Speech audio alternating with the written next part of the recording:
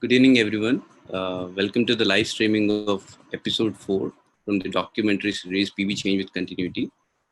We express our sincere gratitude to the Honorable Chief Minister of Telangana, Sri K. Chandrasekhar Rao Garu, Sri P.V. Narasimha Rao Centenary Celebrations Committee, and Telangana Sahitya Academy for making this event possible. Today we have with us Dr. Jaya Prakash Narayan Garu, popularly known as Dr. JP, the founder of Loksatta Party and Foundation for Democratic Reforms.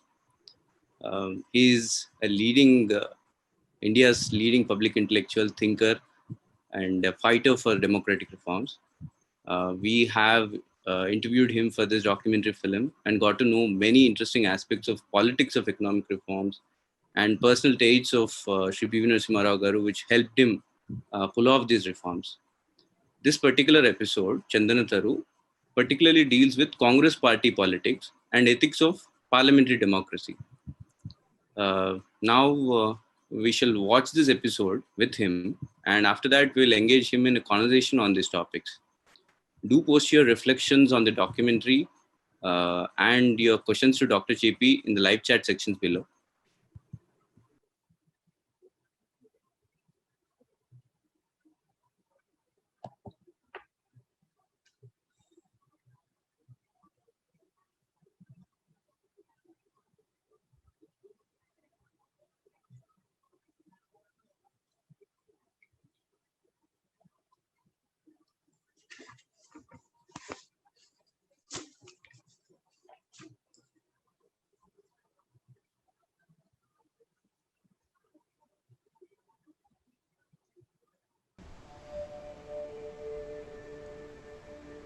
Moolam bhujangaihi, Shikharam vihangaihi, Shakham plavangaihi, Pushpani bhrangaihi. At the base you have snakes. At the top you have birds. On the branches you had monkeys.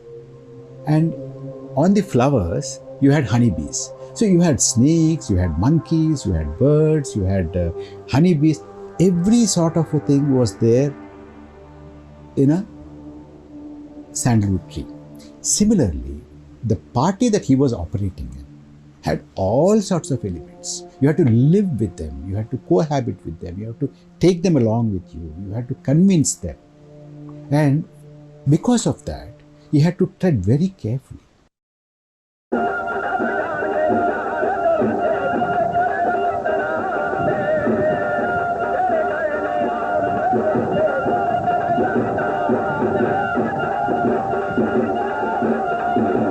Tirupati session, first of all, historic because it happened.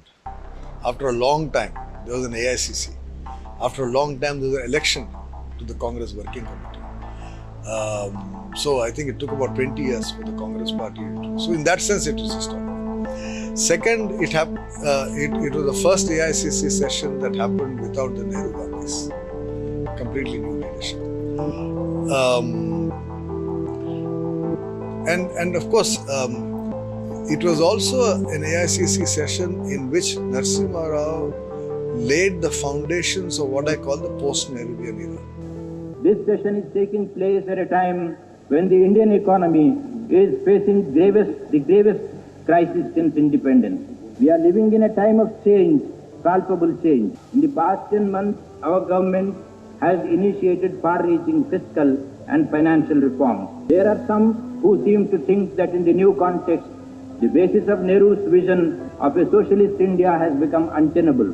On the other hand, there are some others who allege that we are today giving up his vision, yielding to outside pressures. Let it be clear that we are doing nothing of the kind. His whole speech, very subtly written, was indicating change. In fact, he did not even tell in so many words that he was bringing in a huge change and transformation, and he was breaking with the past. He did say that. He was praising Nehru on the one side, but shifting away from Nehru on the other side. Look, I am doing what Panditji had told me to do. What his thought. We are only implementing Panditji's thought. We were only implementing Mrs. Indiraji's thoughts. We were only carrying forward what Rajiv ji had said in his final manifesto. The way he managed that, In fact, I remember my father telling me that once Narasimha Rao said to him that every time he was criticized by his own party, he would quote Nehru to defend himself. At this point, it may be pertinent to quote Panditji himself on his vision of the public sector and the dual sector approach in general. He had to couch liberalization, globalization and privatization in Nehruvian language, in Nehruvian idiom. He had to convince the party, look, we are not breaking away from what Panditji has told us. We are not breaking away from what Indiraji has told us. We are not breaking away from what Rajivji has told us. I'm just continuing that. I think that is so he sensed that the biggest task is to have a reform which is new, to have new policy, which is different from his own party. It should be convincing, it should win the support. I think that is the strategic move. After that, he didn't require much explaining. What did he require? He had to fix the politics. And they didn't have full majority either. So there, I think he had a great advantage because he was in the state government. He was in the local government, he was in the district, he was in the state. So he knew how the politics operates, raw politics. See, for a charismatic personality, everybody comes. For a non-charismatic personality, you have to fix everything. That fixing requires knowledge, experience and capacity. All this he had. And in India, managing politics is not just central Delhi. Managing politics are with the various states. Look at, his tenure as chief minister. He had to go almost every week or every fortnight to Delhi to report to the High Command, what he was doing and what the situation was. And, for every decision, he had to take a permission. That was the kind of structure that he operated in. And when he became the Congress president and the Prime Minister, when he was at the helm of affairs, he completely subverted that. Apparently in a cabinet meeting, one of the cabinet ministers explained and said that this reform couldn't be done, this reform can't be done. The chief minister said not cooperating. The union minister was complaining in the cabinet that the chief ministers are not cooperating. Normally what would the prime minister, who is not cooperating? I talked to the chief minister, we should do something. No, the minister didn't do that. He said, oh, but I know where the shoe pinches. The chief minister must be having problems. So don't blame the chief ministers, you have to do it. So he understood what the chief ministers are, what their problems are. Unlike what you see today, his cabinet colleagues had complete freedom. They all operated their ministries very independently, and the reporting was only on the outcomes. It was not a day-to-day kind of a thing. If one had gained his trust, that one knew what one was doing, that the minister knew what he was talking about, what he was doing, while he would be briefed about it, he would not interfere with the details. He would say, yes, go ahead and do it. And most important is he didn't project himself. In a way, it was low key. That is how he wanted to smuggle in this kind of a subversion. That is how he wanted to bring in new ideas and path-breaking ideas. But he didn't want to ruffle anybody. He wanted to do it quietly. He did it quietly. He didn't talk too much. So he was always available to make corrections. And anything that has been done, he could deny. So the plausible deniability was another standard strategy he had. And he did not have a majority, remember. In Nizamabad, what was the number? He had only about 200 seats or so. And even after allies, they were around 10 short. He was being harassed every day about the lack of majority. All states. N.T. Ramarao was elected as a chief minister during his tenure.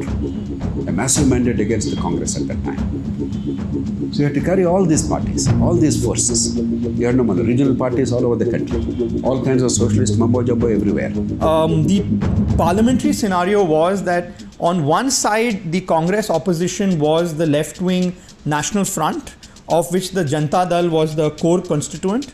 At the other end, it was the right-wing BJP. So one day he asked me, you are a great one at bringing down governments and making governments. Can you help me get majority? And Narasimha Rao's main strategy was to make sure that the left wing and right wing don't get together to oppose him, and that there were enough splits within the National Front that at key moments, members of the National Front would actually side with the government. And so I went around breaking parties and I produced a majority for him. So in June 1992, he managed to split the Janata Dal and get Ajit Singh and his faction to vote for him. Though I don't have evidence, I think money most likely played a role. I have no evidence for this. He looked the other way when people like Karnakaran, V.C. Shukla, others, Satish Sharma, who all wanted the new MPs to be loyal to them.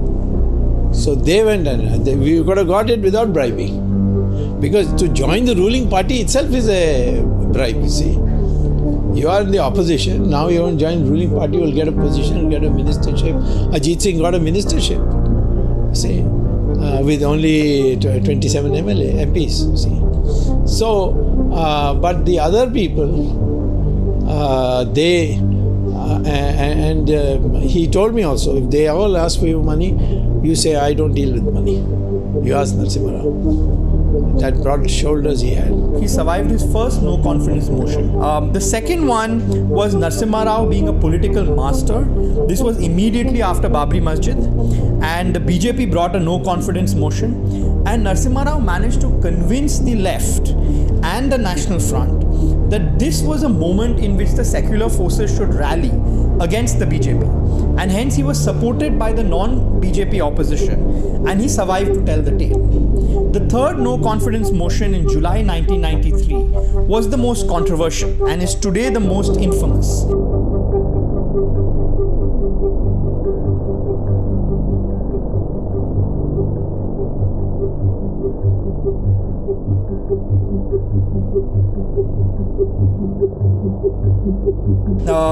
The Supreme Court later found that several GMM, Jharkhand Mukti Morcha MPs had been bribed. He wasn't an innocent bystander. No, see, there is no question that it is wrong. But the problem is, look at it in a complicated thing. There is a hierarchy of principles. It's much more complicated than what is right and wrong. I always give an example of a saint, a sage, a rishi. That rishi has taken an oath that he would never utter a lie. One day he was doing his tapas. One young woman in tattered clothes with injuries, she ran towards him. She said, Swamiji, 5 thugs and gundas, they were chasing me. They are chasing me. They want to molest me. They want to kill me. Please save me. Tell me in which direction I should go. The Swamiji said, please go in that direction. 5 minutes later, the thugs, the gundas, the murderers, the rapists, they came. They said, Swamiji, you always speak truth, you never lie. A young woman came in this direction. Please tell us where she has gone. What is Swamiji so? What is true morality in that sense? To lie? To save the life. He is not lying. There is a higher morality than speaking the truth in that context. There is a higher truth. The higher truth is saving a life of an innocent young woman. The idea of paying MPs to vote for you at key moments is hardly an innovation of Narasimha Rao.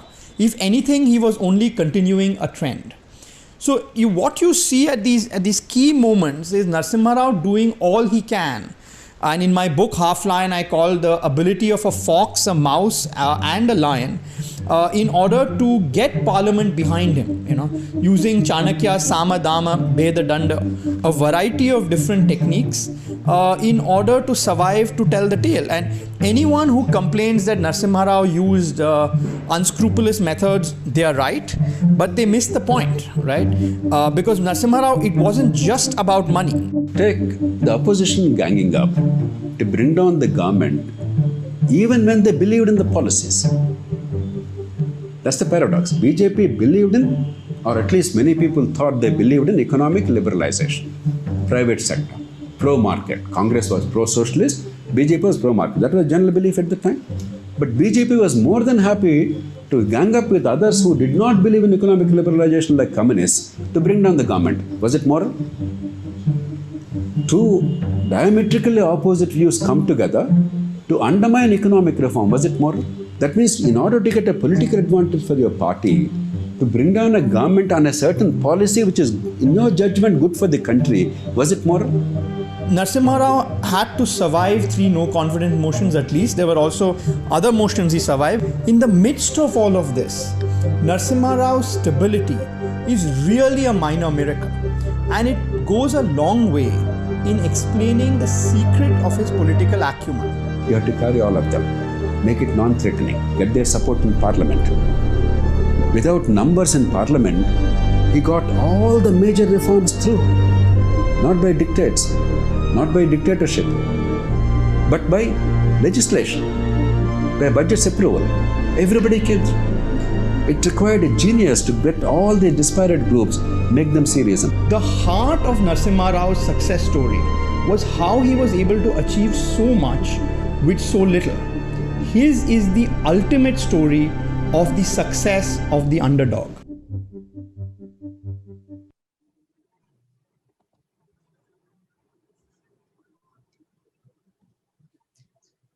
So it is quite unusual to see you justifying something of that sort, if you know what I mean. But of course, your explanation is quite convincing. Shravani, individual morality is important. All of us observe that we have the middle class values and we adhere to them. But in certain contexts, political morality is much more than individual morality. That's the point I'm trying to make. There is, as I said, a hierarchy of principles which we in India, sometimes we get confused. Yes. It does not mean that we should condone something wrong. What it means is we must look at the systemic problems. Should we create a situation where the government is always a knife edge? Should we look at systemic reform, larger electoral reform, and decentralization of power? Instead of systemic reform, we make it very personal. Hero versus villain, black versus white. That is the problem in our public discourse. Nobody can argue in favor of buying and selling MLAs and MPs and all kinds of dirty things that are going on. But we must put things in perspective. That's all. Yes. So what do you think about the episode? I did not have a chance to see the other episodes now. Of course, I saw the film earlier. Okay. It was very powerful. You put things together. Some of the players who participated, Mr. Chidambaram was very much important, a key player. Mr. Dr. Y.V. Reddy, he was a key player as a civil servant then and subsequently as a central banker of great repute across the world. So these are all people who have deep insights. They understand what is what. And then I was very struck by what Prabhakar talked about Congress party, the bhujanga, the snakes at the bottom and the birds at the top and everything else in between. I think it's a fairly good description of an all-encompassing umbrella party in a very diverse, very complex society like ours. I think very rich perspectives. And one thing is there's universal admiration for Mr. Narasimha Rao's work. And distance of time actually is not dimming his reputation. It's actually enhancing the reputation. Because now we realize how tough it is to bring about reforms. And considering the complexity in our country, and 30 years ago, that he could do it with seemingly such consummate ease, I think that makes us admire his work. And perhaps we have to learn a great deal about the art of governance and how to bring people together and harmoniously reconcile conflicting interests. Yes. So it has been 30 years since we had reforms. Was there a moment when you thought we should have done the reforms differently? If we look at South Korea, for instance, their initial focus was on learning from foreign technology. The policy was simply to learn through imitation for a long time. And also they had trade protection, which was conditional on performance. That really helped them to take off.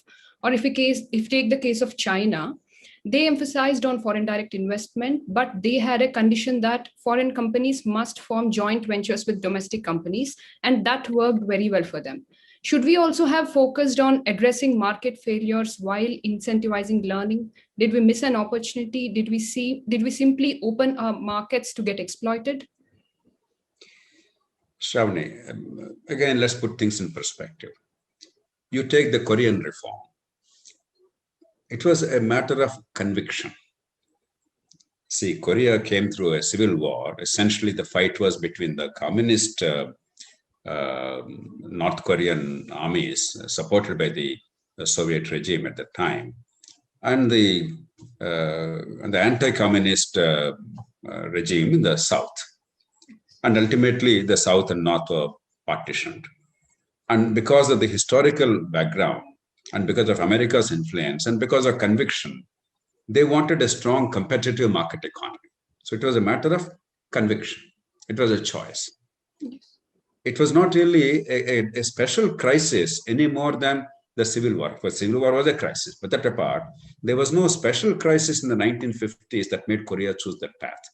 Therefore, you have the luxury of deciding the sequence of the steps. China in 1978, it was again the wisdom of a great leader, very much like Narasimha Rao. Deng Xiaoping is almost a man of an identical background in the sense, intellectually speaking, and also style of leadership, one of consensus building, wield a big stick, but use very soft methods and don't unnecessarily create too much of a fear or uncertainty. Give clarity about the path, but be consensual. No, an extremely remarkable approach. So Deng Xiaoping had the wisdom to realize where the world was headed.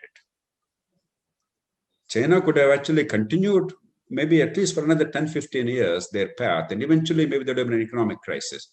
But at that point of time in 1978, when they embarked on the 4 great modernizations, there was no apparent crisis in China economically. As opposed to Russia or the Soviet Union in 89, 91, already the crisis was apparent in a variety of ways. So it was, again, foresight and wisdom, therefore they had the luxury of choice. And of course, a system where you could pretty much implement what you wanted. You make a decision, it gets done. Whereas in India, the reform was one of compulsion, not conviction. Therefore, in the short term, there are 2 things we have to look at, the short term and the long term, medium and long term. In the short term, Mr. Narasimha Rao or Dr. Manmohan Singh or Montek Singh Ahluwalia or others, they did not have the options of choosing what they wanted to do. And within that context, I think they did about the maximum that was possible in a very thorough manner. It was not merely doing a few things perfunctorily to come out of the balance of payments crisis. That was the immediate manifestation of India's economic crisis, balance of payments. We didn't have money to buy goods from abroad, and oil in particular, and many other goods. And therefore, they did not try to tide over somehow that crisis and then move on with business as usual. That's what many countries, including Pakistan, other countries have been doing from time to time since then. So they have done it thoroughly. The delay sensing was near thorough, near complete. Similarly, banking reform, Narasimhan Committee and the bank's prudential norms, etc., and changing India's fiscal management perspective and bringing in the idea of fiscal deficit instead of monetizing the deficit and simply printing more currency and allowing hyperinflation. So all these are real, substantive, and long-lasting. They were institutionalized. One great thing about him, and that's what came out also in the interactions today from many of these people who saw it from the ringside, who were actually active participants, he made it a team affair. They owned it. It was not a prime minister's diktat that was followed by others. And then, therefore, the moment the prime minister disappears, everything will fall apart. No, nothing has fallen apart. Whatever was done in between 91, 96, it endured. Some things were taken forward, some things were not. But what happened was not undone. That's a miracle in India. So, but have we missed the opportunity in other ways? We should have moved towards human resource development. Mr. Rakesh Mohan, only yesterday, I think today, he wrote a piece in the Hindustan Times. I read it. Then I printed out the piece is a think tank published about the 3rd generation reforms. He argued passionately, as I keep arguing, and I completely agree with him. Human development is a fundamental thing. Where now the economic reform gave us 20 years of decent growth, but now it's petering off, even before COVID. It's not because of one party or one prime minister or one government. We simply did not have enough of the productivity gap in the country. Economic reform, the productivity of the country was deliberately held back by license permit Raj. It was a dam holding back the productive potential. The dam was breached by delicensing. The water flew downstream. The level rose. That's economic growth. But once the dam is emptied, the problem is not bombing more dams. The problem is how to get more water from the catchment into the dam, into the river. Now, that is productivity of the people. That means education, healthcare, infrastructure, urban management, urban services. We have spectacularly failed at that. That's not Narasimha Rao's doing. That should have been carried forward. Agriculture, even today, we are not able to complete it. Recently, the government should have started long back, but we are continuing to dilly-dally. Decentralization of power, an important component. It's not merely economic, it's also political management. Unless you decentralize power, China, despite its awesome might of the Communist Party and a totalitarian authoritarian regime, it is far more decentralized than India is. Pakistan, Bangladesh are more decentralized than India is, which is actually amazing and somewhat sad. We have still not decentralized. Suppose you want to desubsidize, you're not going to be able to desubsidize because you give an order, because once people get used to subsidies, they won't give up easily. In Eastern Europe, if you remember, the food subsidies, once they started reducing the subsidies, the riots started. In Poland, etc., the decline of communism and fall of communism ultimately was, the proximate cause was the food riots. So it's very difficult. The best way to do it is empower the local governments, transfer all these programs to local governments, allow the savings in those programs to go back to the people in a more tangible way, so that people know, if I lose this money, I get something else. Because we failed to do that, in 2021, India is far more freebie-oriented than it was in 1996. We actually went down the drain. Today, every party, in every state, in every election, is offering freebies from everything to everything. And in a poor country, there is a retractive. This is not Narasimha Rao's failing. It is the failing of intellectual and moral leadership of the country post-1996. So there are many things we need to do. But given the particular context, I think they have accomplished a great deal. As somebody said, it's amazing they did so much with so little and in such a short span of time. And that's enduring. And it's not rolled back. I think that is the lesson we have to take. Sir, you mentioned about water coming down.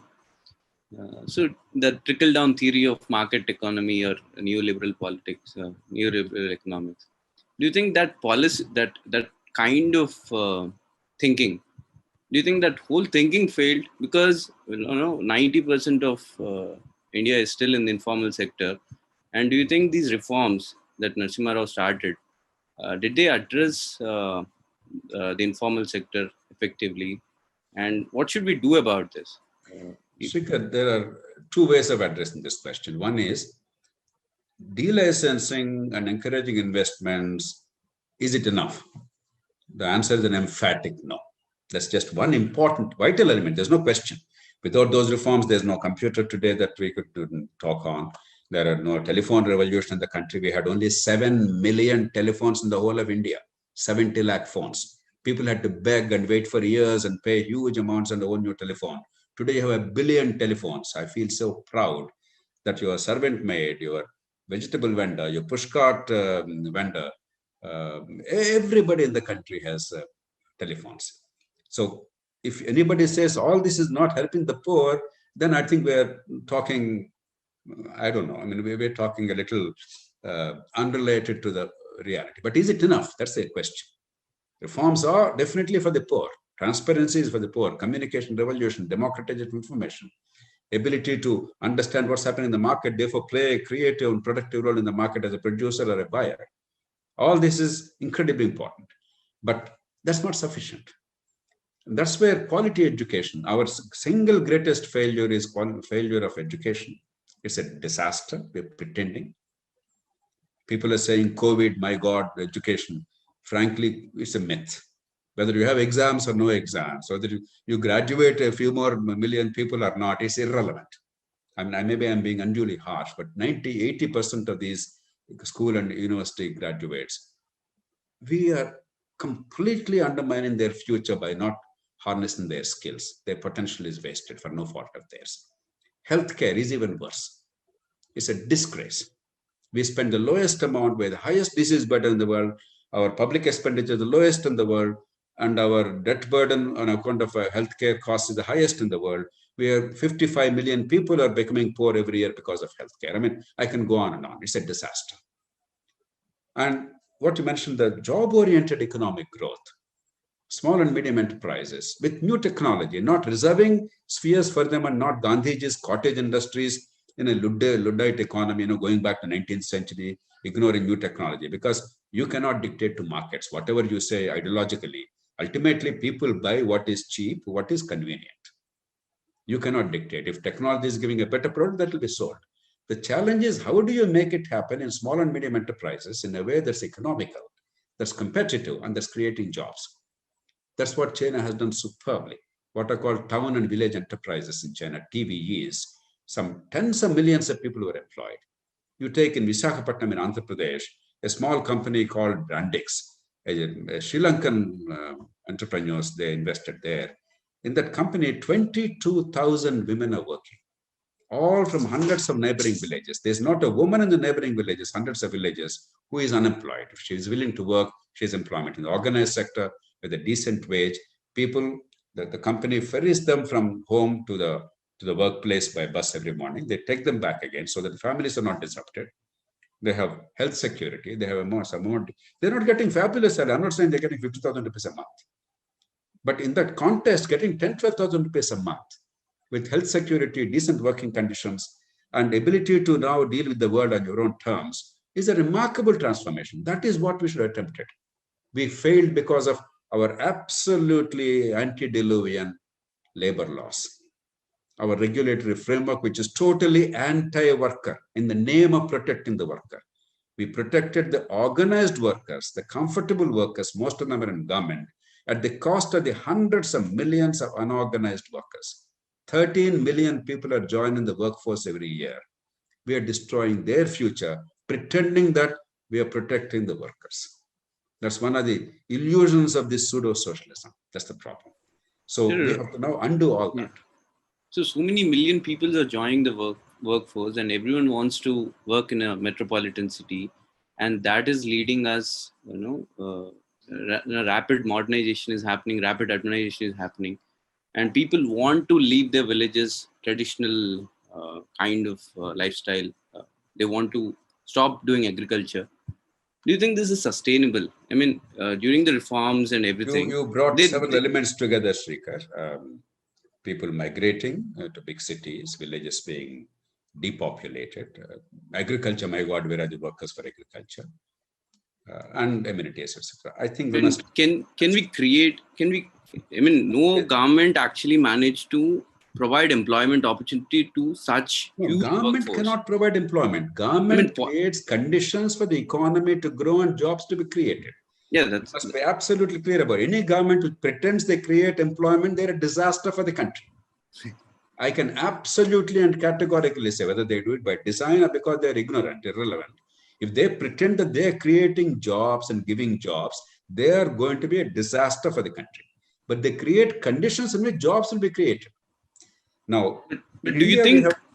Do you think can we create jobs to such large majority of people? Let's look at this urban and rural thing and agriculture. Then everything is connected. In India, we have these two polarities. One is mega city growth. We have this fascination for mega cities. I'm in favor of big cities. I understand the value of what is called cluster effect. Economists world over know that once you have a certain scale and one certain density is there, certain sectors flourish. It's not an accident that almost all automobile industry in the United States went to Detroit City, or almost all new technology went to the Silicon Valley. But having given relevance to that, we don't require many mega cities. This whole notion that every city must be 1 crore population, big city, and migration be encouraged is a very dangerous and utterly silly notion. At the same time, the other myth in the country, we live in villages, therefore, how do you somehow improve villages? Another myth. I know I'm saying something very controversial, something very atypical in India, because we all pay lip sympathy to the standard orthodoxy. We have 1.5 million habitats, 15 lakh habitats. Now, the village is a very complex word. Is it revenue village? Is it a legal village, panchayat, or is it a habitat? But we have actually 1.5 million habitats. If we take the tribal areas and some of the very sparsely populated areas, maybe it's even more. There is no country on earth that created quality infrastructure to suit a modern economy in 1.5 million habitats. It just will not happen. What is the way out? The way out is encourage growth of a large number of small towns, not distant migration, what people call in situ urbanization. The village cannot grow, each village cannot grow, but some villages will grow. Some small towns will grow. They are natural centers. Even you go to a village, the villages automatically know which is their center, from where they buy, where they have a shandy, where they sell, where they go for basic services, which is a natural urbanizing center, not too far from them, 5-10 kilometers from them. We must encourage growth there. Naturally, population will gravitate towards them because they want education, they want healthcare for their children, they want job opportunities, they want to take care of their village agriculture and their traditional things, and they want to combine both.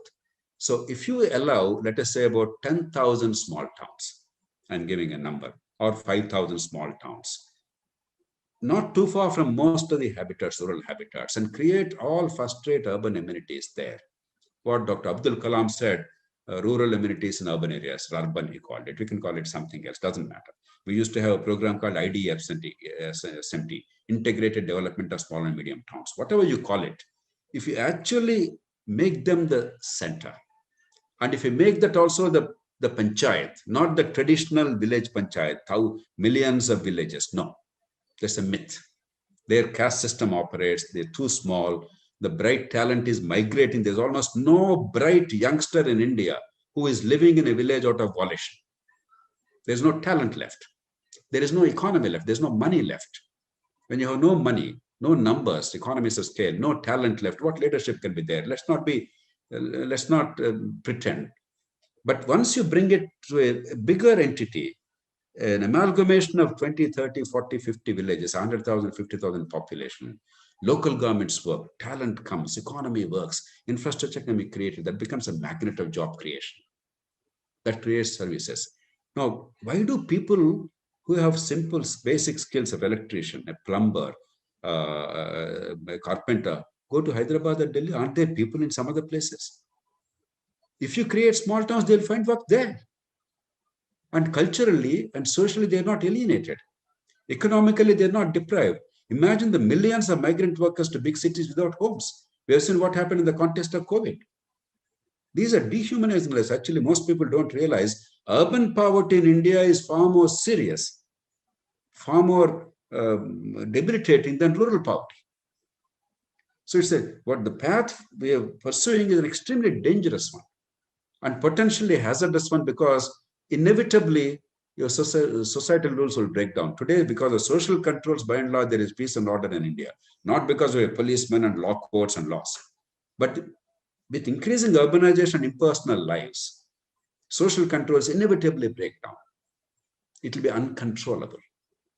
It's bad for the economy, bad for the poor, bad for society, bad for rule of law. So small towns as the centers of job growth, political activity, economic activity, social activity, cultural activity, but not too far divorced from the villages, establishing the links. And agriculture, don't be too worried about, my God, people are getting out of agriculture. World over, people are producing more with fewer people in agriculture. America produces a lot more than India. They have only 3% population in agriculture. Europe, 5% population. China, from 80%, they came to now 25% or so. So numbers in agriculture are not important. How to employ them productively in modern pursuits, in value addition, in wealth creation, industries and services, that is the challenge. So you're saying that, what Gandhiji said, you're saying that idea that a village can become a republic, where village can exist. You're saying villages can't exist and they have to I look am totally towards... I am probably India's strongest advocate alive today in favor of local governments, but not the traditional village. Okay. It's too small. Okay. There's not enough wealth. There's not enough talent, I dare say. 50 years ago, there was fine talent there because people lived there. So they provided leadership. Today, leadership migrated. There's almost no leadership left. Let's be truthful. Let's understand what is happening. We made people dependent. If you go to a village in a vehicle or in a car or a jeep, most people, they come to you expecting something. We destroyed their self-respect. So if you expect some great rejuvenation there, with no economy, no leadership, no self-respect, no innovation, what are we talking? You're waiting for a miracle? That's up to you. I'm a practical person who understands social and economic realities and wants to build instruments and institutions to make the best come out. not But hope for the best by but tapas. but don't you think in this pursuit towards a modern urban lifestyle, don't you think that's very unsustainable? I mean, environmentally, ecologically speaking, if we run Shekhar, towards that, see, once I wear this shirt, you have the earphones in your phone. We are talking on this computer. We're basically saying we can have a lovely lifestyle of electricity, piped water supplies, sewerage. But if everybody has it, my God, the world will go to Satchanash. I Whether mean, you like it or not, as people like Harari, the sapiens and so on and so forth, as he yeah, argued, the moment agricultural revolution took place 10,000 years ago or so, that process is beyond your control. I don't think I have the ability now to tell people that I will love this style. I like this shirt. I like this house. I like this air conditioning. I like this computer. I like 100 things that come with modernity, but you should not have them because ecologically it's not sustainable. I certainly am not in a position to say that. One. Two, luckily, I think now, and this is not something I could have said 10, 20, 30 years ago. Today, globally, we are now on the cusp of a breakthrough. Actually, breakthrough is already there technologically. It's only economic institutions that must follow suit. The ecologically sustainable modern economy, protecting and improving the quality of life and lifestyles, but without damaging environment. For the first time in human history, I think we have the capacity. In the next 20 years, if the political and economic institutions follow suit, the world is going to change. Therefore, I'm an optimist. But I don't want to condemn hundreds of millions of the poor to perpetual poverty and second-class status because of circumstance of birth, somehow advocating a philosophy which creates two classes of people, the ones who enjoy the best of modernity, the ones who simply are content with the old-fashioned things in the guise of protecting our culture. In some ways, China is doing the terrible thing despite being a communist country. If you're an urban citizen in China, you get everything. If you're rural, you better shut up and live with what we offer to you. Now, an authoritarian regime, probably it was sustainable. It is sustainable. How long, we do not know. Morally, is it the right thing? That's a question that they have to ask of themselves. But thank God we're not an authoritarian regime. We're a democracy. We're a constitutional democracy. And every citizen has a right to aspire. And we cannot tell people that what I get, you should not get.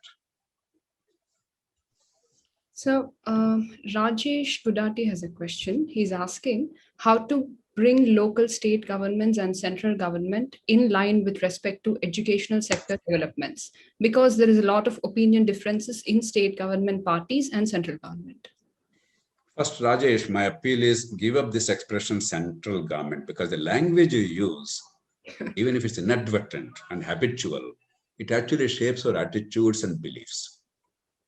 I never use the word central government. It's a union government. The central government is a creation of the bureaucracy in Delhi, using in every document and in every law also shamefully.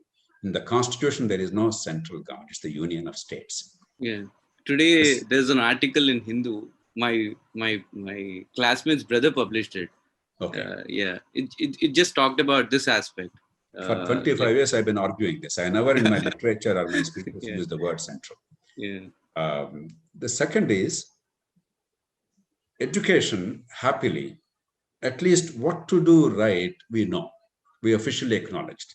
Kasturrangan committee, I sat with them in detail. They came up with a good report, and the government of India actually prepared, in my judgment, one of the finest policy documents in decades. It's good, it's succinct, it's rational, and it's very evocative. It's not done perfectly. Actually, when you read it, you get the thrills. You feel somebody has actually understood the problem, and my God, we only have to make it happen. The good news is you almost don't have to spend any money, as is normally perfunctorily said, because in India, many mantras, village is wonderful, and therefore the village as it is, you must somehow sustain it. Or 6% GDP must go to education. Not necessary. 50% of the kids are educated in private schools and private colleges. For the rest of the 50%, you want to spend 66%? What is spent is already wasted. We are spending 4.1% now. Not a rupee needs to be spent extra. What is spent must be spent wisely, restructure it. And you can dramatically improve the outcomes, both in school education, college education. All you have to do is the existing policy on paper. We all, that includes us, civil society, the parents, the community at large, etc. And the policy also gives space for that. We all have to make it work. And therefore, all of you who are interested in that, I would urge you to go through that. And I think the parents increasingly realize that their children are shortchanged, that this is a bogus system. It's only for the 20% people who are lucky and who have the money and whose parents have the education, benefit of education, therefore who can take care of the children. Otherwise, most of the rest of the 80%, because the circumstances of birth are being shortchanged. Therefore, the political pressure is going to be irresistible in the coming years. We must be on this vanguard, fight for this, because the policy luckily is already in place. But we have to innovate to suit the local conditions. I believe it will happen. So Harish is asking, you were an officer in the Andhra Pradesh government during 95-96 when we had an ardent anti-Congress Chief Minister NTR in the combined Telugu states and a Telugu Prime Minister. Could you shed light on their relationship? How did they particularly handle their ideological dichotomy? They had a great personal relationship. If you remember, when Sri P.V. Narasimha Rao contested the by-election, because he did not even contest 91 election, remember? See, he was settling all his affairs in Delhi and packing his bag and baggage and about to move to Hyderabad. Then came that terrible tragedy of Rajiv Gandhi's assassination, and he was pitchforked into high office, unasked and unanticipated. So he was not a member of parliament. He really retired. He had to be found accommodation. So Nanjal in Andhra Pradesh, somebody vacated the seat, and Telugudesam Party, an arch rival of Congress. Remember, during Rajiv Gandhi's time, Telugudesam Party had the largest number of MPs outside of Congress Party, 35 members of parliament. And they acted as a de facto opposition, though there was no official opposition because nobody had 10% of the strength of the Loksatta. But they acted as a de facto opposition. But despite that, lifelong anti-Congress fight in politics, Mr. N.T. Ramarao understood the historic circumstances and they did not put up a candidate. Though there was some minor party candidate and therefore there was an election, Mr. Narasimha Rao won by some 4 lakh, 5 lakh margin, etc.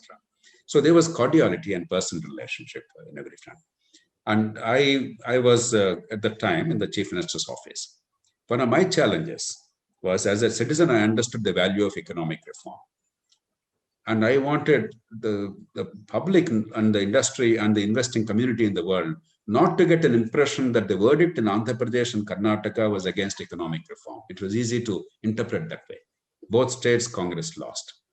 So Mr. N.T. Ramarao was going out of his way, make pains to tell the people in a variety of fora, including the CII summit in Delhi, for instance, where I also was there, that this is not opposing economic reform. This is about pursuing the other policies that are required to make human life worthwhile. The things we're discussing. Let's say much more to be done. The reform is necessary. Competitive market economy is necessary. We all welcome it. But we require much more. And that's what political competition is about. It's not about undoing what Congress is doing and Narasimha Rao is doing. So that was the perspective they had. If you remember, Mr. Narasimha Rao, Mr. N.T. Ramarao, even in 1983, when he became Chief Minister, he talked about delicensing. He talked about investment. He went abroad and asked people to come and invest in India. So he didn't understand economics in a traditional scholarly sense because he was not a student of economics formally in college or something. But he intuitively understood how the economy works. And therefore, he argued for that. Now, he was very much in favor of it. But there's always going to be a political angle in these matters. Therefore, you take a certain stance and you exaggerate the differences for market segmentation in politics and then obtain the vote. But otherwise, I think it was very cordial. And Mr. Narasimha Rao was scrupulous to a fault. He was fair to all leaders of all parties, unlike the earlier regimes in Congress at the time, which tried to write roughshod over the state governments of other parties, sometimes their own parties and their own chief ministers. He was very respectful, scrupulous, and understood the state government's requirements. And I think somebody said today, when somebody complained about the chief ministers not cooperating, he said, I know where the shoe pinches. So he understood their difficulties. He was very considerate and therefore won their appreciation and respect. We have one more question, but I think we're out of time.